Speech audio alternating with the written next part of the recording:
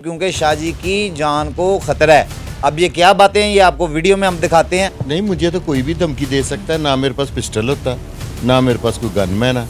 यही तो मैं कह रहा हूँ कि शरीफ आदमी को धमकी देने का क्या मकसद। मेरे पास एक छुरी होती है, वो भी जब मैं जाता हूँ यहाँ से तो शोरूम पे रख के चला जाता हूँ। उसी छुरी से ही बाबर खान साहब का केक काटा। उस अल्लाह के नेक बंदे का नाम पर वल्दियत पता लग जाए, फिर उस पर बाई नेम FIR करवा। यानी लीगल मैं तो लड़ नहीं सकता। मुझे तो वो आके मुंह पे भी गालियां दे देगा तो मैं तो उसको नहीं जवाब, मैं फोन पे नहीं गालियां दे सकता। मेरा किसी पार्टी से किसी किस्म का कोई ताल्लुक नहीं है। वो मुझे तो मुंह पे भी आके गालियां दे लेगा तो मैंने तब भी कानून का दरवाज़ा खटखटाना है। ना मैं गिरेबान पकड़ने की जुर्रत कर सकता हूँ, ना पकड़ाने की हिम्मत है मेरे अंदर ना। और मुझे मेरे दोस्त कह रहे थे कि जी आप गाड़ी में ना पिस्टल लेके फिरा करें। मैं क्या, ये पिस्टल तो मैं रख लूँगा, अगला मुझे मारेगा, मेरा पिस्टल भी छीन लेगा। एक मैं चलाएगा कौन, मेरे से तो नहीं चलता। मैं आयतल कुर्सी पढ़ के घर से निकलता हूँ, मेरा कोई बाल भी बीका नहीं कर। बिल्कुल होता है सच, हमारे माशरे में ना सच बोलने की तलकीन सारे करते हैं, लेकिन सच सुनने की ताकत किसी में नहीं है।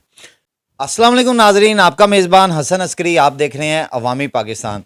नाजरी, आज हम शाहजी के शोरूम में आए हैं। हमारे बहुत ही प्यारे भाई और बड़े सीनियर जर्नलिस्ट बाबर खान साहब की आज बर्थडे थी। आप देख रहे होंगे, वीडियो भी साथ चल रही होगी, हमने वो सेलिब्रेट की।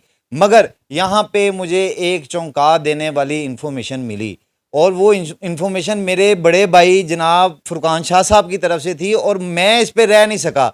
मैंने उस सारी मीटिंग को एक साइड पे किया, और आप वो वीडियो में भी देख लेंगे, काफ़ी सारे लोग हैं, केक की पूरी कटिंग हो रही है। मगर ये बातें ज़रूरी थी, इसलिए मैं शाहजी की तरफ आया हूँ, क्योंकि शाहजी की जान को खतरा है। अब ये क्या बातें हैं, ये आपको वीडियो में हम दिखाते हैं, तो चलते हैं। अस्सलाम वालेकुम। वालेकुम सलाम। शाहजी, पहले तो मुझे ये बताएं कि वो कौन है कि जिसकी इतनी हिम्मत हो गई कि आपको धमकियां, आपको यानी कि इस तरह की कॉलें। नहीं, मुझे तो कोई भी धमकी दे सकता है। ना मेरे पास पिस्टल होता, ना मेरे पास कोई गनमैन है। यही तो मैं कह रहा हूँ कि शरीफ आदमी को धमकी देने का क्या मकसद। मेरे पास एक छुरी होती है, वो भी जब मैं जाता हूँ यहाँ से तो शोरूम पे रख के चला जाता हूँ। उसी छुरी से ही बाबर खान साहब का केक काटा। बेसिकली बाबर खान साहब आए थे परेशान होकर कि ये क्या वाकया हुआ। मुझे कह रहे थे कि आए किसी अफसर के पास चलते हैं, एप्लीकेशन देते हैं। मैंने कहा उस अल्लाह के नेक बंदे का नाम पर वल्दियत पता लग जाए, फिर उस पर बाई नेम FIR करवाएं। यानी कि आप चाहते हैं कि कानूनी तौर पे इस पे कार्रवाई। हाँ, लीगल मैं तो लड़ नहीं सकता। मुझे तो वो आके मुंह पे भी गालियां दे देगा तो मैं तो उसको नहीं जवाब, मैं फोन पे नहीं गालियां दे सकता। अच्छा शाहजी, वो उस कॉल में क्या थ्रेट था ऐसा कि मतलब क्या करो क्या ना करो, किसकी तरफ जाओगे, क्या कहा कि बोलना बंद कर दो? किसी एक पार्टी की तरफ इशारा करके कहा है। वो शायद ये समझ रहा था, क्योंकि जो तालीम होती है ना, वो इंसान को शऊर देती है। वो कोई गैर तालीम याफ्ता सा एक जाहिल कवार किस्म का इंसान था। उसने इंग्लैंड के नंबर से कॉल की, वो नंबर भी आप स्क्रीन पे चला रहे हैं। जी बिल्कुल नाज़रीन, ये चल रहा है, आप देख लीजिएगा। अच्छा, और नंबर भी स्क्रीन पे चल रहा है। उसने बदमाशी की। मुझे ये इंप्रेशन दिया कि शायद मुमकिन है कि वो किसी एक पार्टी का हो तो दूसरी पार्टी की तरफ मुझे गुस्सा दिला रहा हो, या मुमकिन है कि वो दोनों का ही दुश्मन हो। उसने कहा हो कि ये बंदा कुछ ऐसी बात कर दे जज्बात में आके कि इदारों का रुझान उधर हो जाए। मेरा किसी पार्टी से किसी किस्म का कोई ताल्लुक नहीं है। वो मुझे तो मुंह पे भी आके गालियां दे लेगा तो मैंने तब भी कानून का दरवाज़ा खटखटाना है। ना मैं गिरेबान पकड़ने की जुर्रत कर सकता हूँ, ना पकड़ाने की हिम्मत है मेरे अंदर ना। मैं उम्र के इस हिस्से में हूँ कि जिसमें इंसान नहीं लड़ना झगड़ना पसंद ही नहीं करता। मैं जब भी करूँगा उस भाई के खिलाफ कानूनी कार्रवाई करूँगा। और आज बाबर खान साहब तशरीफ़ लाए थे, उन्होंने मुझे कहा कि अभी चलो, अभी FIR करवाते हैं। मैंने उनसे रिक्वेस्ट की कि उसकी नाम वल्दियत पता लग जाए, ताकि उसका पाकिस्तान में जो भी रिश्तेदार है हमें पता हो कि हमारा दुश्मन कौन है उनमें से ना। जी बिल्कुल। और नादरीन, यहाँ पे मैं आपको बता दूं कि यकीन माने शाह जी मुझे इसी बात पे तंबीह करते रहते हैं, मेरी आम जिंदगी में भी, क्योंकि मेरे बड़े भाइयों जैसे हैं। वो एक ही बात मुझे समझाते हैं कि तूने कोई ऐसी बात नहीं करनी जो गैर कानूनी हो, क्योंकि कानून के हाथ बहुत लंबे हैं। तो मुझे पक्का यकीन है कि शाह जी भी कानून पे भरोसा रखते होंगे। अच्छा शाह जी, आपको लगता है कि इन फ्यूचर मजीद कोई इस तरह की थर्ड क्लास सी हरकतें होने की कोई तवक्को है? जो घटिया सोच का मालिक है ना, उससे घटिया तवक्को रखी जा सकती है। अब ये कौन है घटिया इंसान? और मुझे मेरे दोस्त कह रहे थे कि जी आप गाड़ी में ना पिस्टल लेके फिरा करें। मैं क्या, ये पिस्टल तो मैं रख लूँगा, अगला मुझे मारेगा, मेरा पिस्टल भी छीन लेगा। एक मैं चलाएगा कौन, मेरे से तो नहीं चलता। जाहिर बात है, आप तो मासूम से आदमी, तो मेरे से कहाँ चलना है? तो मैंने कहा कि मैं कहाँ से पिस्तौल चलाता फिरूंगा।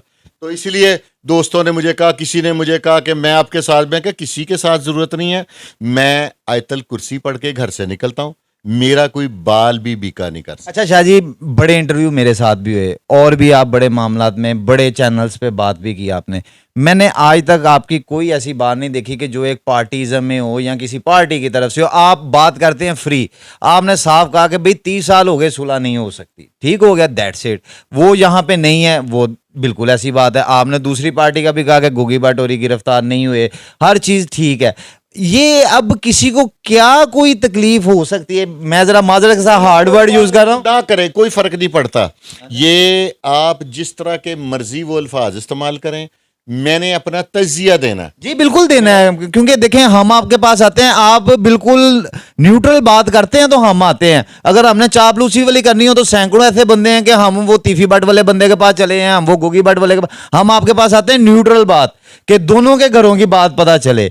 तो अगर इस बात पे भी किसी को इतराज है, मैं वो हैरान हो रहा हूँ। असल में मैं आवाम को वो बताना चाहता हूँ कि देखें कि सच किसी वक्त बोलना इतना महंगा पड़ सकता है। क्या ये गलत हो सकता है? नहीं, बिल्कुल होता है। सच हमारे माशरे में ना, सच बोलने की तलकीन सारे करते हैं, लेकिन सच सुनने की ताकत किसी में नहीं है। मैं तो बस अब कुछ भी नहीं कह सकता। मैं तो अपने, जब भी मेरे ऊपर बेशक को अटैक कर दे, जो मर्जी कर दे, मैं गारंटी दे रहा हूं, मैं उतर के लड़ूंगा भी नहीं भाई। मैं कानून से मदद मांगूंगा, मांगता भी हूं, मांगता रहा भी हूं, आइंदा भी कानून से मदद मांगूंगा। और मुझे अपने कानून पे एतमाद है।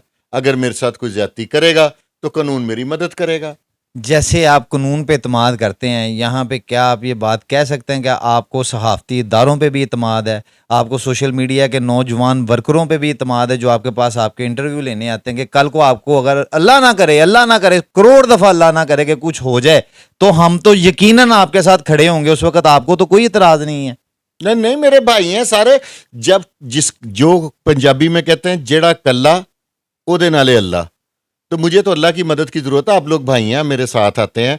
आज ज़िंदगी में मेरी और बाबर खां की दोस्ती को एक वक्त गुजर गया। आज ज़िंदगी में पहली दफ़ा मेरे उस दोस्त ने सुबह 1 बजे से लेके इस वक्त रात के 10 बज रहे हैं, 10 बजे तक वो दोस्त मेरे साथ है कि परेशान है। और मुबशर साहब हैं, जो जितने मेरे करीबी दोस्त हैं, आप आए हुए हैं, सारे दोस्त आए हुए हैं, तो मैं समझता हूँ मेरे लिए काफ़ी है। बहुत से दोस्तों के फ़ोन भी आए मुझे।